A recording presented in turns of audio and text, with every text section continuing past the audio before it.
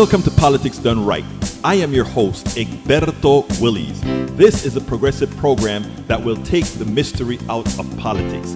This is the program that will encourage you to make sure government becomes we the people. Whether you are liberal, progressive, conservative, or otherwise, you get to air your point of view. We are an independent media outlet that, unlike mainstream media beholden to corporations, we only owe allegiance to you. Remember, you can also send me a tweet at EGBERTOWILLIES. That is at Egberto Willies. Let us engage. It is Politics Done Right. Well, folks, welcome to one more edition of Politics Done Right. I'm Egberto Willies, your host. Where are my peeps? Where are my peeps? Where are my peeps? No sé dónde están. Nada más están un poquito por ahora, pero van a venir. Estoy esperándolos. I know they'll be here. Where are my peeps? Anyway, folks, welcome to Politics Done Right. I'm Egberto Willies. Also, we're going to have a great show for you today. We have a lot of stuff happening, so I want folks to come in because we have muchas cosas están pasando aquí en Texas and everywhere else. A lot of stuff is happening here in Texas and elsewhere. Friday of a holiday? Yes, that's the issue. It's a holiday. It's Memorial Day. So folks don't want to start out, oh, we're going to be talking politics and all that kind of stuff. But for those that are here, estoy aquí. Bruce Pollard is in the house as well. But my gosh, the people are, ¿dónde están? I'm lonely today. Folks are gone. Even my Twitter feed is slow. But anyhow, we're going to have some fun. We got some subjects to cover here. I tell you what, since people are trickling in right now, I'm going to start on the what would I call this? The debt ceiling debate. Hakeem Jeffreys had a great piece that he did. Well, not a piece. He went in the well and started talking, and I liked what he had to say. So I'm going to go ahead and get started with that right away. But anyhow, welcome Bruce Pollard, welcome Eric Hayes, welcome Bridge MCP, welcome AVQ, Michael Rodnan. How's everybody doing? I'm glad that you guys are here. I'm enchanted that you guys are here. Anyway, let's go right away to El Señor Hakeem Jeffrey. Hollister Waters is in the house as well. She is in the house. Love when I see Mademoiselle Alistair Waters in the house. Okay, I'm going to wait a second. Anybody else shows? Okay, let's go to Hakeem, and then we'll move it on from there. Hakeem Jeffreys, here you are. And Paul Fleming checking in from Atlanta. Representative Hakeem Jeffrey went to the hall, to the Congress, and he had something important to say about the debt ceiling. And I think, first of all, let's go ahead and listen to Hakeem, and then we'll take it on the other side. Strong policy disagreements with what was going on in the Trump administration, but we never threatened to default on our debt. That's a patriotic thing to do. And so we helped make sure we avoided a default 3 times, notwithstanding the fact that in our country's 247-year history, 25% of the nation's debt was racked up under the 4 years of the Trump administration. How dare you lecture America about fiscal responsibility with that shameful record? Notwithstanding the fact that you've racked up unprecedented amounts of debt to subsidize the rich, the richest amongst us, and big corporations. We never threatened a default. But yet here we are, a few days from America being unable to pay our bills because you've made a political calculation that you will be successful in 2024 if you crash the economy. That's wrong. That's cruel. That's un-American. Because you'll be hurting veterans, hurting children, hurting seniors, hurting young people, hurting everyday Americans. And that's why Democrats are here today in Washington. The important thing that he said is that, yes, Democrats have always run a tight negotiation on the debt, always. But the one thing that they've never attempted is to hold the country hostage. It is a sheer sense of evil that allows one to do that. To put the entire economy, not only of the United States, people's personal economies, as well as the economy of the world at risk, there has to be a special type of mental depravity within a party that allows that. Hopefully, better minds will prevail. And I think it seems like that's even McCarthy is starting to realize that he's going to have to give in to some extent, or mostly give in. They'll give him a parachute so he can land and make it seem like he's landing okay, but he's not going to get what he wants at all. And Chip Roy, Eric Hayes, he's a clown. I mean, why do you follow people that have no sense whatsoever? He's a clown. Chip Roy is a Texas clown. Remember that. It is important to understand that he doesn't have your interest at hand. He never did, he never has, he never will. Because those guys are simply, in my parlance, in the proper parlance, they're simply evil. No ifs, no buts. That's just who they are. Notice I'm not calling my Republican brothers and sisters evil, because you're just followers of folks that tend to be evil that you haven't yet realized. But I'm informing you of their depravity, of their evil, etc. Okay? Let's just remember that. Bridge, I'm not going to read your impeachment issue because I'm actually going to cover that.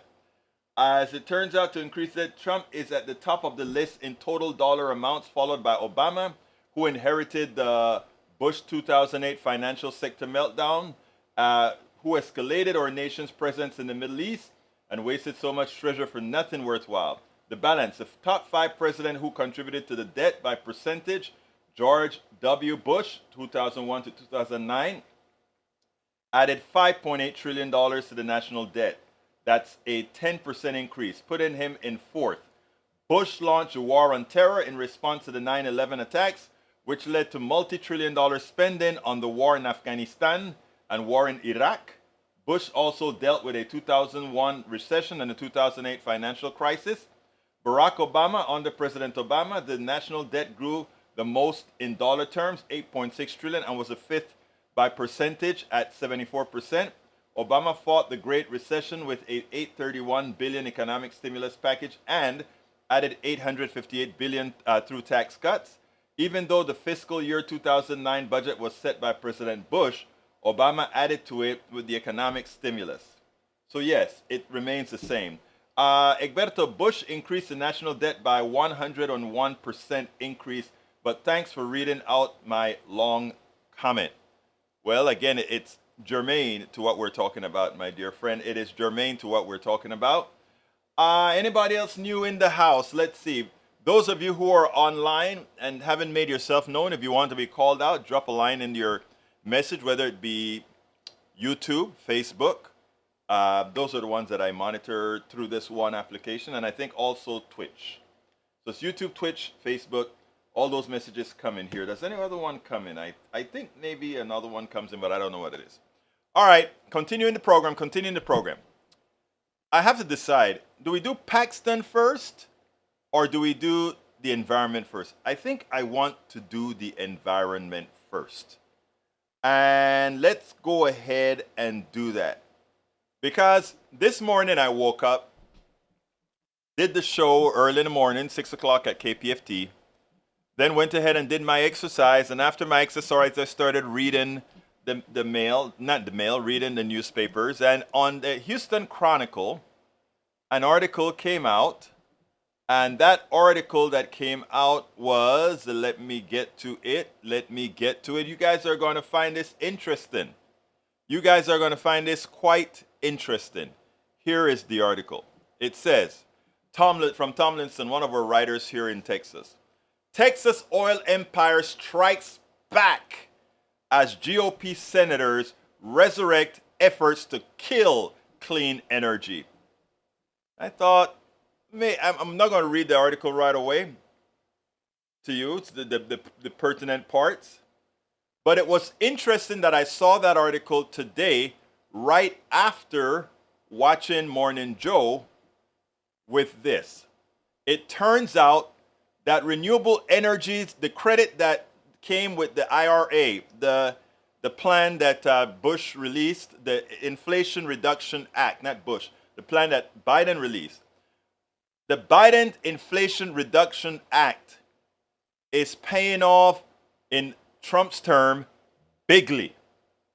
It is starting to really bear fruit. And would you know, it's bearing the most fruit in Texas, which is one of the bastions of renewable energy. A lot of it has to do with size and open land and wind. And so Texas is huge in renewable energies, which presents a problem to Texas' biggest industry, which is oil industry. I mean, you would think that we would be great on this thing, right? But no, we want to kill it. But first, let's see how green energy has been doing. I think it will amaze many. Let's take a look at that, and then we'll take it on the other side. This morning, Willie, we're going to look at climate change and what the U.S. is doing to address it. And we're also going to talk about some good news in the sense that both it is working, and it's working in large part because of government programs, some of which, by the way, the Republicans even today are trying to either kill or substantially curb. So let's take a look at what's been happening with the development of renewable energy in both the electricity area and the automotive area. So over here, you can see new capacity being added in renewable energy by our utilities all around the country. And you can see that until very recently, this was in renewables, this was a very small number, something like 22 plants announced before the passage of the Inflation Reduction Act. That's the big signature piece of legislation that allows all this to be possible. And that number's already doubled to 55.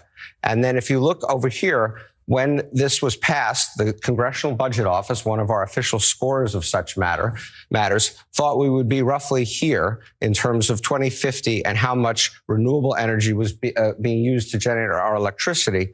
And now Goldman Sachs and many others have substantially ratcheted up their projections. There's far more being done in terms of installing renewable energy capacity in our utility system than we thought at the time we passed the Inflation Reduction Act. And that has a lot to do with it. You have a similar story if you look over here at electric cars and what's being done in terms of new manufacturing facilities to produce those cars.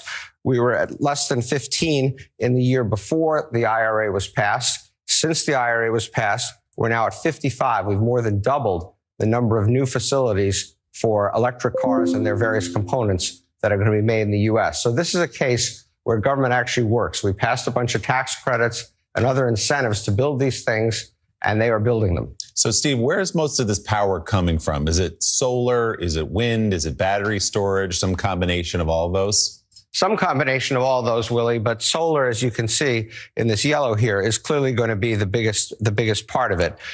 This is wind onshore, wind offshore, and then we will be using in this green area some batteries, battery storage, where you store power that you can produce at different times of day when people are using it, and then use it later. And that helps normalize the grid as well. All right, so let's move to your second chart, keeping with the Inflation Reduction Act, that the costs and the benefits were larger than expected there. What do you mean by that? So the way this was set up, it was mostly a bunch of tax credits, and people could apply for tax credits if they had a project they felt was economic.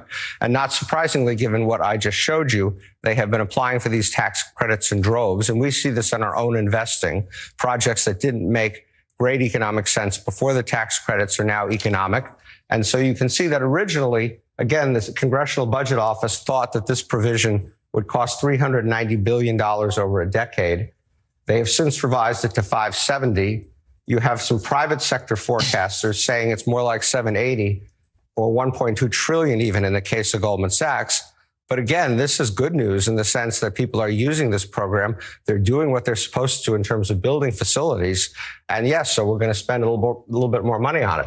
And here's what the impact of it becomes, which is our emissions. And just as a frame of historic reference, if you go back to 2005, we were on a completely unsustainable course in terms of how much CO2, how much carbon dioxide we were putting in the atmosphere every year. And now that number has been coming down even before the IRA and down and down. But look what the IRA does. It will take our total emissions down into this light green area, almost to the Paris Accord target that we had to meet that a few years ago we didn't think we had much chance of meeting. And if you believe Goldman Sachs, and they're one forecaster, they think that because of what we've been doing in terms of our government policies, as well as, of course, the cost of the stuff is coming down and so on and so forth, you could get out to 2050 and you could find that the U.S. is actually emitting very, very little carbon dioxide and actually hitting the Paris Accord target. So it's really great news in terms of addressing our climate problem. That really is great news. That's a good looking chart if it turns out to be that way. So as you say, Steve, we are on the cusp of a green revolution, but your last chart showed us the only thing slowing the revolution is some red tape in the way. Well, yes. And so ironically, we are facing the kind of red tape that has stopped more conventional projects is now affecting solar. And here's one of the most surprising things. If you look at where new power generation, renewable power generation projects are occurring, they're occurring first and foremost in the great state of Texas. Probably not what any of you would have guessed if we had started out by asking what you think. But this is a case where Texas is kind of laissez-faire, build it where you want to build it when you want to build it kind of approach has actually worked for them. They're going to have twice as many new facilities installed this year as even California. And if you look up in the Northeast, you don't see too many of these dots because in the Northeast, you get into permitting issues and it slows the projects down. And there are also permitting issues at the federal level. And the IRA was intended, and some other things the Republicans are actually proposing, is intended to help address this. Texas, on present course and speed, will actually have more renewable energy generating capacity in solar than California, which you would have thought to have been the big state.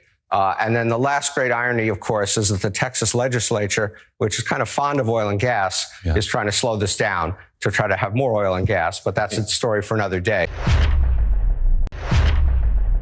This morning, Willie, we're going to look at climate change and what the U.S. is doing to address it. And we're also going to talk about some good news in the sense that both it is working, and it's working in large part because of government programs, some of which, by the way, the Republicans even today are trying to either kill or substantially curb. So let's take a look at what's been happening with the development of renewable energy in both the electricity area and the automotive area. So over here, you can see new capacity being added in renewable energy by our utilities all around the country. And you can see that until very recently, this was in renewables, this was a very small number, something like 22 plants announced before the passage of the Inflation Reduction Act. That's the big signature piece of legislation that allows all this to be possible. And that number's already doubled to 55. And then if you look over here, when this was passed, the Congressional Budget Office, one of our official scorers of such matters, thought we would be roughly here in terms of 2050 and how much renewable energy was being used to generate our electricity. And now Goldman Sachs and many others have substantially ratcheted up their projections. There's far more being done in terms of installing renewable energy capacity in our utility system than we thought at the time we passed the Inflation Reduction Act. And that has a lot to do with it. You have a similar story if you look over here at electric cars and what's being done in terms of new manufacturing facilities to produce those cars. We were at less than 15 in the year before the IRA was passed. Since the IRA was passed, we're now at 55. We've more than doubled the number of new facilities for electric cars and their various components that are going to be made in the U.S. So this is a case where government actually works. We passed a bunch of tax credits and other incentives to build these things, and they are building them. So, Steve, where is most of this power coming from? Is it solar? Is it wind? Is it battery storage? Some combination of all of those? Some combination of all those, Willie, but solar, as you can see in this yellow here, is clearly going to be the biggest part of it. This is wind onshore, wind offshore, and then we will be using in this green area some batteries, battery storage, where you store power that you can produce at different times of day when people are using it, and then use it later. And that helps normalize the grid as well. All right, so let's move to your second chart, keeping with the Inflation Reduction Act, that the costs and the benefits were larger than expected there. What do you mean by that? So the way this was set up, it was mostly a bunch of tax credits, and people could apply for tax credits if they had a project they felt was economic. And not surprisingly, given what I just showed you, they have been applying for these tax credits in droves. And we see this in our own investing. Projects that didn't make great economic sense before the tax credits are now economic. And so you can see that originally, again, the Congressional Budget Office thought that this provision would cost $390 billion over a decade. They have since revised it to 570. You have some private sector forecasters saying it's more like 780 or 1.2 trillion even in the case of Goldman Sachs. But again, this is good news in the sense that people are using this program. They're doing what they're supposed to in terms of building facilities. And yes, so we're going to spend a little bit more money on it. Hey guys, sorry about that. It started repeated on me, and I just couldn't get out of the thing fast enough. But anyhow, now that we know what has occurred, that it is successful, our environmental stature is great. The people are using the tax credit to build stuff out. All of that is working perfectly fine. But here's the kicker now. I'm going to put it on the screen now. Here's the kicker. It's been too successful. Now what's going on? Texas is trying to put barriers to stop the successful movement of energy, green energy in the states. According to Tomlinson, Texas oil empire strikes back as GOP senators resurrect efforts to kill clean energy. And here it goes. He says, Texas oil and gas empire has struck back, convincing state senators to launch a last-ditch effort to annihilate the clean energy industry and grant natural gas producers a near monopoly on generating electricity. With Lieutenant Governor Dan Patrick's approval, State Senator Charles Swart allowed Republican colleagues to add regressive amendments to a must-pass bill, amendments that would shut down many existing wind and solar facilities and make a new clean energy project nearly impossible. The pro-climate change party's use of the nuclear option surprised insiders who thought Schwertner and lawmakers in the Texas House had negotiated a reasonably pro-fossil fuel package of laws governing the electric grid. But the compromise did not satisfy oil and gas billionaires who give generously to the GOP. The Texas legislature only meets in regular sessions for 140 days every 2 years. So lawmakers and lobbyists have been in a mad rush since January to meet the May 28 deadline to pass new laws. Fossil fuel lobbyists and their allies started the session strong, convincing lawmakers to introduce dozens of bills to kneecap clean energy and guarantee Texas reliance on natural gas for generations. Destroying the clean energy business would raise Texans' electricity bill because wind and solar energy are the least expensive method of generating electricity. They have saved customers $31.5 billion in wholesale electricity costs over the past 12 years, the Texas Consumer Association reported. In the Senate, Patrick has used his role as presiding officer to push the fossil fuel industry's agenda, and have been writing about these bills since December. That is what Tomlinson is saying. Many have passed out of the Senate on a party line 1912 vote, only to die in the Texas House. The legislature, though, must pass Law House Bill 1500 reauthorizing the Public Utility Commission after a performance review. Because the PUC oversees the electric grid, you know how they screwed it up here, the electric HB 1500 can serve as what lawmakers call a Christmas tree, something they can hang dead bills on in the form of amendments. All right? Schwertner, a Georgetown Republican, introduced HB 1500 for a Senate vote on Wednesday and quickly loaded it up with amendments resurrecting the bills that died in the House. In one, Schwertner wants the PUC to establish a minimum energy quota called a firming requirement for wind and solar generators, even if it's still and dark outside. The PUC could force clean energy projects to pay for electricity from fossil fuel plants, potentially making those business unprofitable. What they mean is this. If the wind is not blowing and the sun is not out, they have to commit to X amount of energy, or else they have to pay for the gas to generate electricity to meet their quota. That is evil. That is a killer. State Senator Phil King tackled on his failed Senate Bill 1287. Today, transmission line companies spread the cost of connecting a generator to a grid across all customers' electric bills. King's amendment would require the PUC to establish a standard cost of connecting to the grid, and wind and solar generators that are far from existing transmission lines and require a more expensive connection would have to pay the difference. They would have to pay the difference. Again, evil.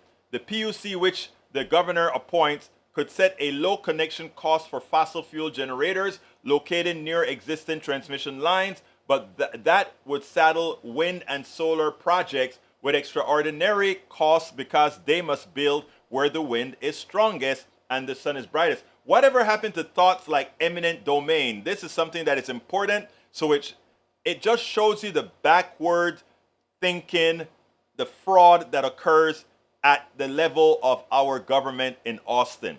When I tell you you've got to vote them out and your vote matters, that's what I'm talking about. State Senator Louis Colhurst offered an amendment that retained the crazy parts of her Senate Bill 624. Her measure would require that the POC launch a punitive permitting process for any wind energy project within 10 miles or any solar project within 5 miles of a historic site, river, natural area, state park, or wildlife management area. Oh, you mean they're suddenly caring about the environment now? They suddenly care about the bald eagle? It's interesting, isn't it?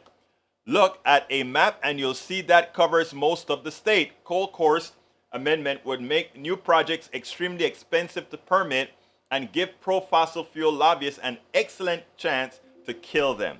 The origin of these amendments is not hard to divine. The Texas Public Policy Foundation, backed by West Texas oil billionaires, is behind many of them. Lobbyists working for other billionaires, oilmen, have fought for them too. I wrote an earlier column that no bad idea is dead until lawmakers go home, but there is still a chance to stop the pro-climate change madness. Anybody that's listening to me, call your Congress, your representatives in the state Texas now.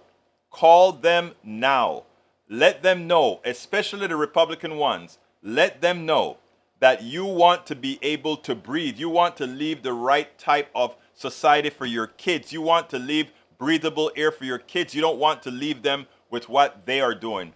You know, when I accuse people in Austin of murder, people, oh, you're exaggerating. All the things, they claim to be pro-life. All the things that they do kills. They don't want to give Medicaid expansion to the Affordable Care Act. It kills. They don't want to build green energy, which has taken off big time in Texas because of our leniency in regulations, which in the case of green energy is a good thing. So what do they want to do? Continue to pollute. And what does that do? Kill. They want to use oil and natural gas, etc., which promotes a lot of methane in the air, which causes global warming. Hurricanes, what that does? Kill. It also creates asthma in kids, prematurely causing them health problems. What does it do? Kill. So if you take a look at the Republican orthodoxy, the Republican policies, what we see are all policies that hurt human beings. The average American citizen are hurt by all of these policies. Intense negotiations are underway with some strategic back scratching and vote trading, but anyone who cares about the climate, electricity bills, or clean air should be distraught at the crony capitalism. And this has to be made aware. I'm going to do a few TikToks a little bit later on this as well. But this has to be made aware. People need to be made aware of all these things. Because right now, as it turns out, Texas is trying to kill something they have been very successful on.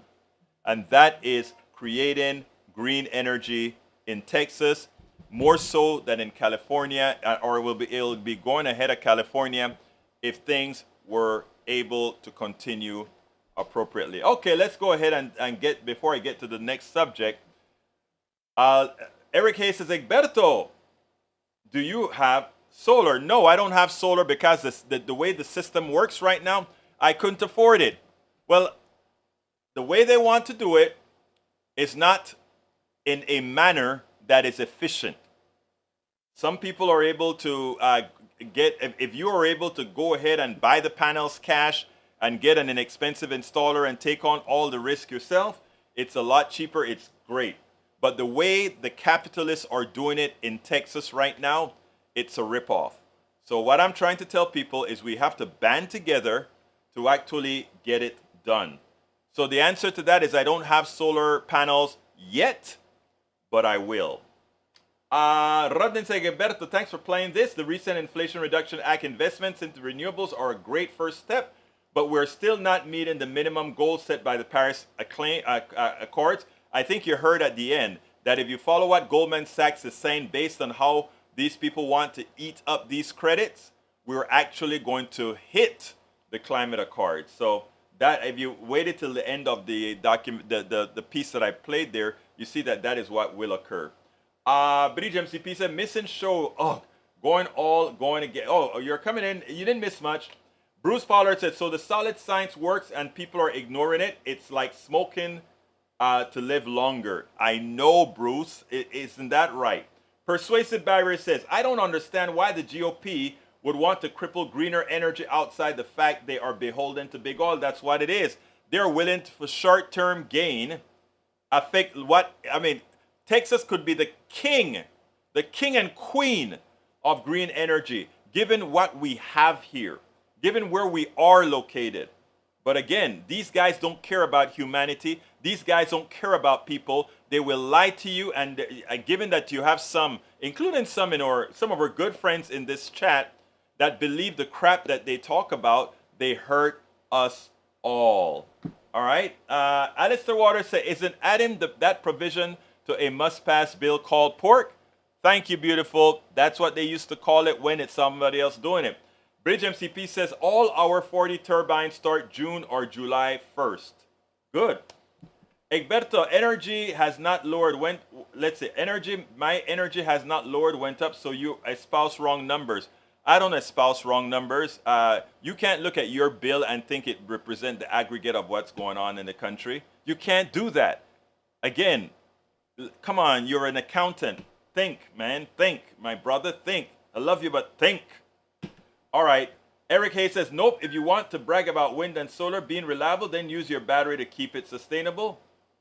Of course you have to have a back-in store. Batteries are just one option. A lake is a second option. I don't hear people talking about that option too often because electrical conversion to mechanical, meaning to put water back up to store it as potential energy, that's an engineering thing. Is probably less efficient than throwing all that energy into something like lithium batteries or something like that. But I think it should be something considered as well, even though the efficiency drops. Okay, we also have Bruce Pollard says, time for hydrogen fuel cells to cycle through the night. Wow. You know, actually, that probably beats a back-in store being a pump and putting water into a lake. I think you're right about that. Now, also in Europe, what they're doing is they're having these humongous, very, very heavy weights. And they have it in the middle of nowhere, right? And as they're generating excessive energy, those weights go all the way up into the air to the maximum that they can go, of course. And then when there's a lack of energy, potential energy is converted into kinetic energy to run turbines or whatever to generate electricity. There's a lot of different options for back-in store. Back-in store being, how do we save the energy for use when there isn't water, when there isn't air blowing, or when there isn't sun shining? But that hydrogen cell is actually a good one too, Bruce. Persuasive Barrier says, you really want to talk cost when gas can break the bank overnight with net disaster manipulation. It's not only that, right? when they talk about using gas, what we don't talk about when we're talking about using natural gas are externalities, right? Things that happen because of gas. They say, oh, gas is cheaper. It's cheaper if you only look at gas. It's not cheaper when you look at gas generates certain types of nitrates. That nitrates is breathed in. Breathing in that nitrate gives you the ability to get, gives you the propensity to get cancer. If you have the propensity to get cancer, that cancer over your lifetime will take what? $1 million to cure. Now it's that should really be placed onto the actual cost of gas. But again, they assume that we don't have different levels of directions of thinking. They think we are dumb. And what happened is too many acquiesce to being dumb and do the things that they want them to do, as the few of them make money on the process of hurting us, and we pay on all ends. We pay with our health, and then we pay the price to clean up our health, right? Persuasive Barrier says, oh, I read that one already. Eric says, nuclear, but the climate people are scared of clean energy. Nuclear energy is not clean energy as is solar power, but it is an energy form that does not emit gases that can cause global warming, but if there's an accident, it can do a whole lot of damage. All right, let's see what else we got. Michael Rudden talks about renewables started becoming watt for watt cheaper than fossil fuels, including coal in some locations starting since 2015. By 2020, renewable options were watt for watt cheaper than fossil fuels in most locations. The only thing holding it back are politicians still beholden to fossil fuels.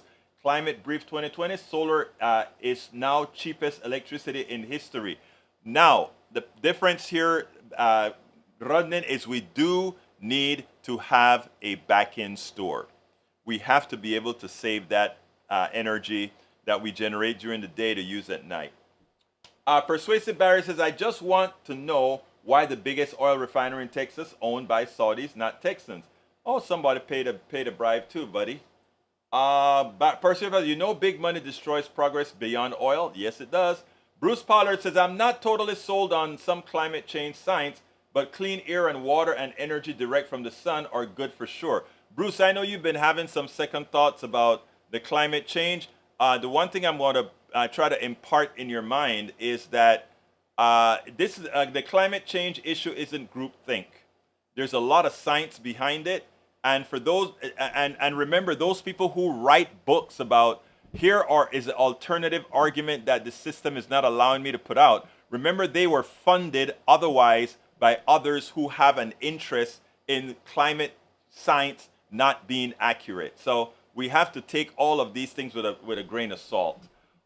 British MTP says in 2017, America's largest oil refinery is now fully owned by Saudi Arabia. Saudi Aramco, the kingdom's state-owned oil behemoth, took 100% control of the sprawling Port Arthur refinery in Texas on Monday, completing a deal that was first announced last year. Port Arthur is considered the crown jewel of the U.S. refinery system. The Gulf Coast facility can process 600,000 barrels of oil per day, making it the largest refinery in North America and likely the dirtiest. All right, Mike Cesek says if solar is now the cheapest, why does government need to offer huge tax rebates and subsidies per kilowatt? Because you need to build the infrastructure out. Just like they continue to give subsidies to oil companies now, which still is less than the subsidies given to solar. Do you complain about the oil subsidies given? Then don't complain about the solar subsidies given. The government is trying to incentivize that direction, which is what governments do. All right. Replying to Michael Rudnin that, let's see, an article, verify gas price. Okay. Lee Grant says a low regulatory environment in Texas has, as the PSMSNB map indicated, yielded us varied and diverse sources of energy. Other states should take note. On that, I agree with you 100%, Lee Grant. They need to get the regulations down on things like clean energy. But what is Texas trying to do now, Lee? Look at what Texas is trying to do. They're trying to put restrictive regulations onto green energy. regulations that only apply to green energy. So, you're right, Lee Grant.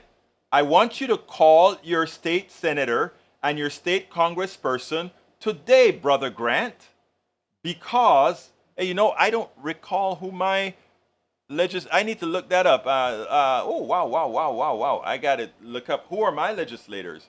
The state legislature. I know them, but I have to remember the names. All right. So, Mike, I agree with you, Brother Grant. All right, let's see what else we got here. Persuasive. Let's see. I'm going down to see which ones I need to read. Daniel Ledo says, things that will destroy America before global warming: debt, illegal immigration, cultural rot, China, neo-Marxism, loss of reserve currency status, Democrat policy that completely lack of solid morality and accountability. If I had more time, Daniel Ledo, I would refute each one of those. Well, you know what? I have time to do a quick sentence on each. Before global warming, he says, illegal immigration, false. We just need to make what seems like illegal immigration right now legal. Guess why? We need the people. We need the people so that when you retire in a few years, Daniel, we have the Social Security to pay you. So you should be telling those people you like to call illegal immigrants, you should be telling them thank you and please come into our country to work. Number two, cultural rot. Cultural rot. I don't know what that means. Cultural rot? What is cultural rot? I don't know what that is. Culture is a changing thing and it adapts to what people want. The culture that we had in the 1600s and the 1700s and the 1800s, that's what I call cultural rot. That was the one who treated women like crap, who enslaved people, who had people as indentured servants. That's cultural rot right there. If you want to understand cultural rot, understand what we had before the Enlightenment of the American people and the people around the other parts of the world. The cultural rot was how we thought it was. Oh, it's the times to treat people like animals, to treat people like others, to undertreat. That's cultural rot. Again, I said I could answer them all. Neo-Marxism, China's neo-Marxism. China is a separate country. And it seems to me whatever they're doing is working for them across the world. Again, understand the rest of the world before you do too much talking, my brother. But again, we are America. And I think our culture in America is just fine. It is a plethora of different peoples coming together to form una ensalada, una salsa perfecta, a perfect sauce. So no, I love America's sauce. Let's continue. The other, loss of reserve currency, that would be our doing. What the Republicans are doing by holding the world hostage, the Republicans are holding Democrats hostage by saying they will default on their debt if we don't do what they want. That is a reason why folks need to have another reserve currency, because what Republicans are showing is that they are irresponsible. And in being irresponsible, the rest of the world is going to say, we don't know what those crazies are going to do. Let's make sure we have another currency we can call a reserve currency, and that is being developed by BRIC: Brazil, Russia, India, South Africa, and China. So again, you know, like I told people many times that Hugo Chavez was a result of what the plutocracy along with America did to Venezuela, and they are the ones who created Hugo Chavez. The same thing happens with the reserve currency. We are doing a good job in telling folks that we are not a good bet to remain the reserve currency of the world going forward, given the nut jobs that we have allowed to come into our fold with Donald Trump and many others calling themselves whatever the hell they call themselves these days. There's your answer, Daniel Ledo. So again, and as far as democratic policies, the policies Democrats want from healthcare, etc., will enhance people's lives, will make people would have an equitable society, equal access to success, not equal outcomes, but equal access to success. So there you go, Daniel. Thanks for bringing those up, because the right wing likes to put those messages out that you just showed there. And what I've just shown you is that absolutely everything that you stated there, it's almost projection, because those are the things that make a better America. All right. Gravity storage is much less efficient. Yes. Well, gravity storage is inefficient because of the loss that you get in the gears and all of that, in turning electricity to mechanical. You put it up there, and let's say you're using water, you get the friction of water. I don't remember what that's called. And if you're using those cables that are holding the energy up, whatever the losses are in friction, etc. So saving it into lithium is a lot more efficient because it's a chemical reaction and it gets done. So that's your answer right there. Who mentioned that about? That was Michael Rudnin. Michael Cisak says Germans are paying the highest electricity rates despite billions of euros spent to have convert to solar and wind. Utility bills have quadrupled in the last years. You have to realize one thing. Germany is not the United States, and Germany uses externalities that we don't, okay? They have a hell of a social program. A lot of those things are integrated. I won't go there because I don't have the exact figures right now. Mike Citek says leftists are not ignorant, as ignorant folks can learn.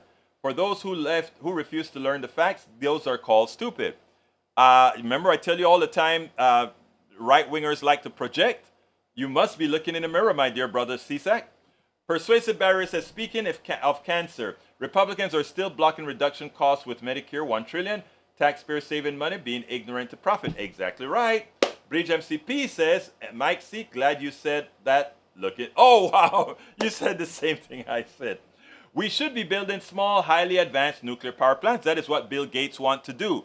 And I personally, I don't think we should be building a whole lot of them scattered around the world. I think we should sort of put them in isolated, centralized areas, and that can easily be deemed, when we get our green energy up to par, we can then decommission them without causing too much problem. All right, let's see what else we got here. Michael Rudnin, Cornell University.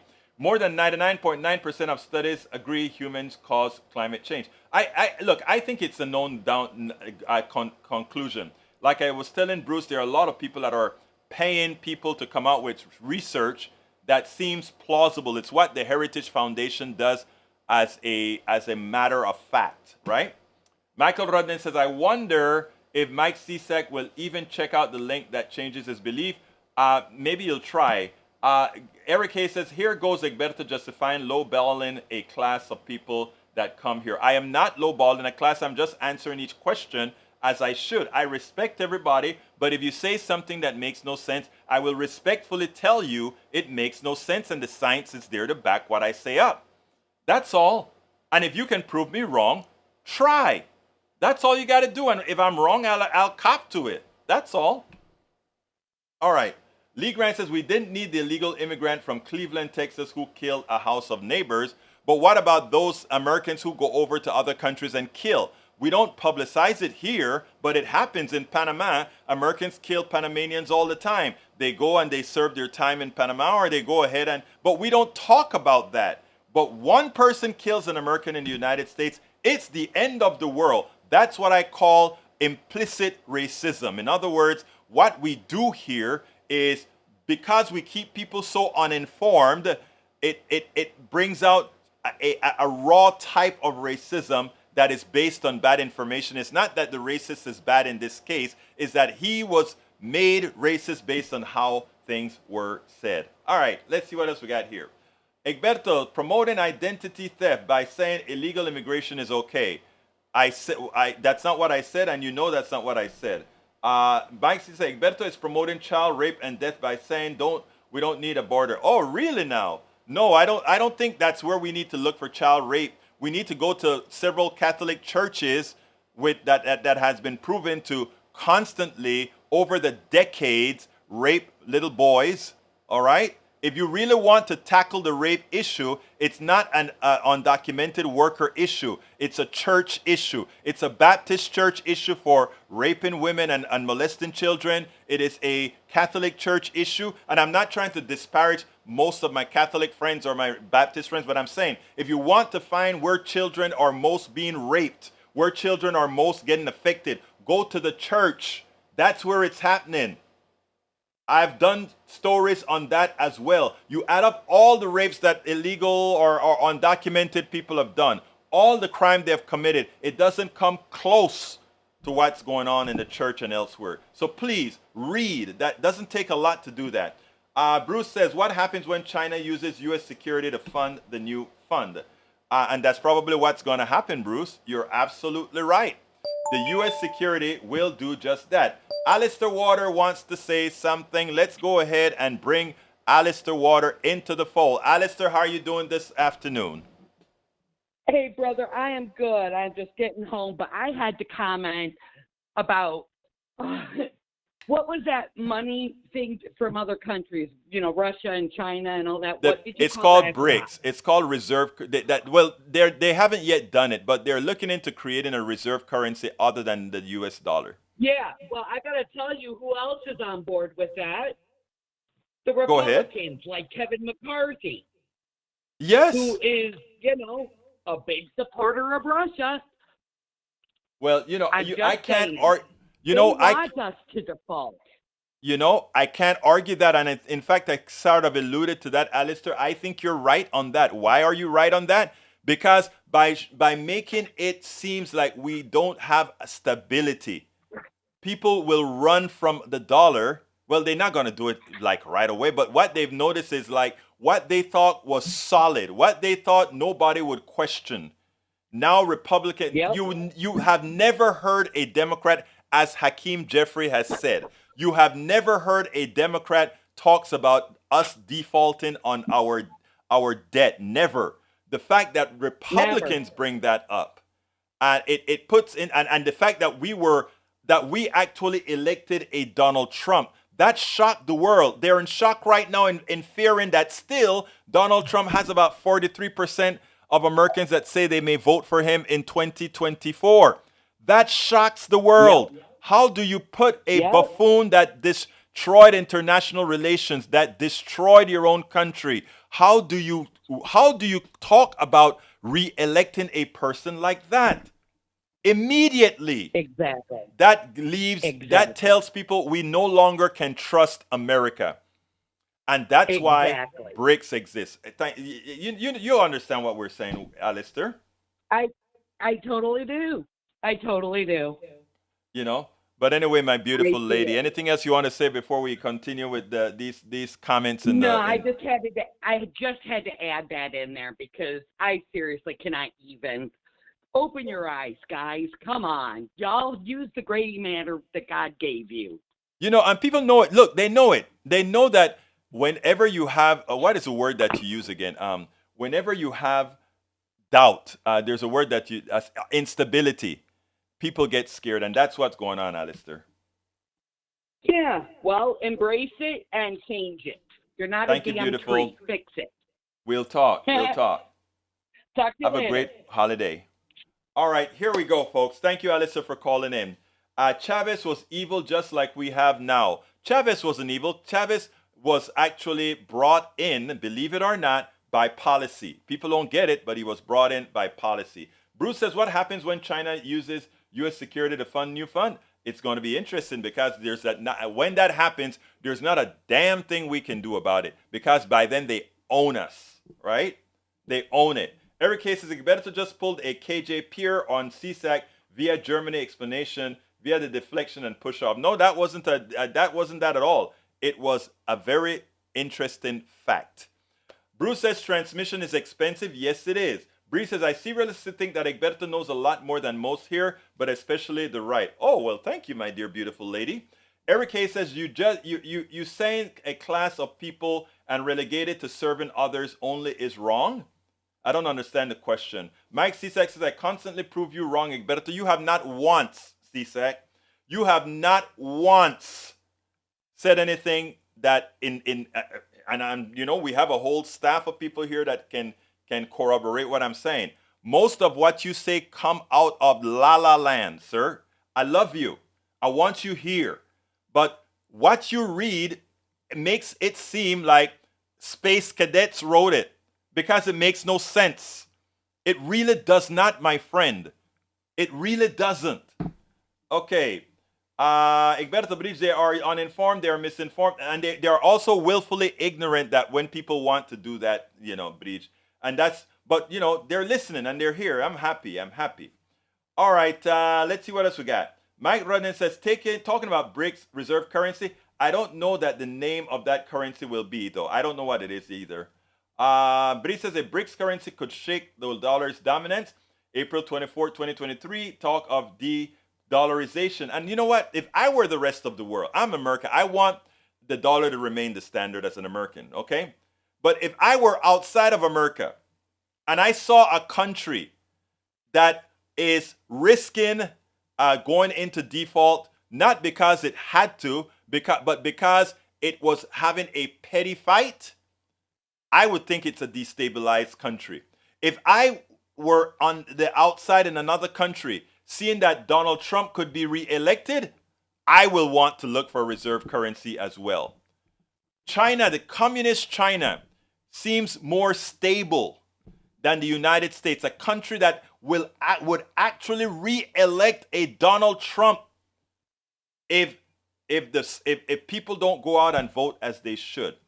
That should scare the bejesus out of the rest of the world. That should scare the bejesus out of the rest of the world. Anyway, we're going to miss the part that has to do with Paxton. I'll talk about Paxton on Monday. More stuff should have happened then. So we'll talk about it then. Anyhow, I need to get out of here because it is almost 4. But what I need to ask my dear friends is to please support the show. politicsdoneright.com/ what again? politicsdoneright.com/PayPal. Or if you want to find all the different ways to support the show, politicsdoneright.com/support is the way. politicsdoneright.com/support. But again, we're Politics Done Right is going to Chicago to Netroots, and we need your support as best as you can. I don't know if I had anything lately, but please try to support us if you can. Politics Done Right. It's at mail. Well, I put it in there. Mailchimp.mp/politicsdoneright/N23 sponsor. I put it in there, and there are a lot of goodies that we intend to provide for those who support us. And I mean, it puts your name as a producer and supporter of the program. I want to put it on the screen real quickly. Here it is. Sponsor Politics Done Right at Netroots Nation 2023 in Chicago. Politics Done Right is attending Netroots Nation 2023 in Chicago on July 13th. Over 3,000 progressive bloggers, journalists, activists, and politicians meet yearly to discuss strategies to win elections. If you support the program, the first 20 folks that give $35 or more, you will get a signed copy of It's Worth It, How to Talk to My Right-Wing Relative Friends and Neighbors, along with a bumper sticker. Those who give, anybody who gives, your name will appear in the film, in every video that I'm creating of interviews with everybody there. Your name will be on that video. As well, it will be in the YouTube description as well. It will be on a particular page that honors all those who made this happen. $100 donors actually get a page on our website with whatever you want, as long as it goes through our copyright validation, etc. $200 donors also get an embroidered polo shirt with everything else that was given to all the lower tiers as well. So I ask you so kindly to support us, and I'm going to put that link in there one more time. Support our trip to Chicago. Thank you so kindly. And to my conservative brothers and sisters that I want to ask a favor, because that's what I need to. I don't take what I say at face value, but don't follow what too many right wingers do, and that is just ignore the data because it is coming from somebody like me. Okay, there is no reason for me to not like you. In fact, I love all you guys. No kidding. I'm not just saying that to be nice. In fact, so much so that I've changed the way I am and entertain even the stuff that you say. Please at least respectfully listen to what I'm saying, verify it as well, but do it the right way. What I'm talking about isn't opinion. This is not opinion, Brother CSAC. Do I care about you? You're a farmer.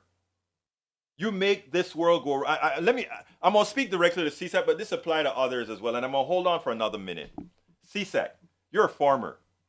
The persons that are the party that's most hurting you is the Republican Party. They are working on your own prejudices to have you deny what's best for you. Consider listening, brother. Consider not living in a cocoon of hurt. Consider, please, consider what's best for you and your family based on facts. My name is Egberto Willies. This is Politics Done Right. And you guys know how I end this baby. I am what?